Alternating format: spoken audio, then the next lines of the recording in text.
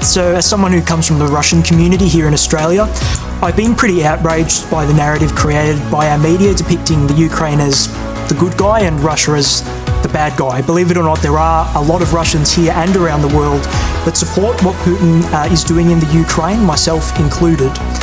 Since 2014, the Ukrainian government, together with Nazi groups like the Azov Battalion, have besieged the Russian populations in the Donbass, killing an estimated 13,000 people, according to the United Nations. That's fine. Could I finish? Just quickly finish, and then we'll come to that and put that to the panel. So my question is, where was your outpouring of grief and concern for those thousands of mostly Russians? When you mentioned the 13,000, the United Nations has listed 13,000 total people killed since the conflict, but you're trying to suggest that is Russians killed by Ukrainians, and I think we need to point out that the United Nations has pointed out there is 13,000 killed since the conflict began in 2014, so we need to be very clear on that.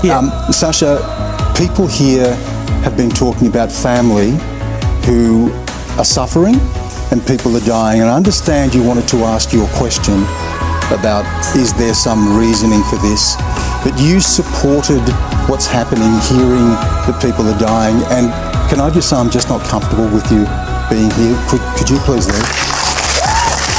I've been... It's really, no, Sasha, I'm sorry. You can ask a question, but we cannot advocate violence. I should have asked you to leave then. It's been playing on my mind, and I'm sorry, but I have to ask you to leave, please. Okay, could I... No, please. Just out of respect. No, please, we're not having the conversation, Sasha.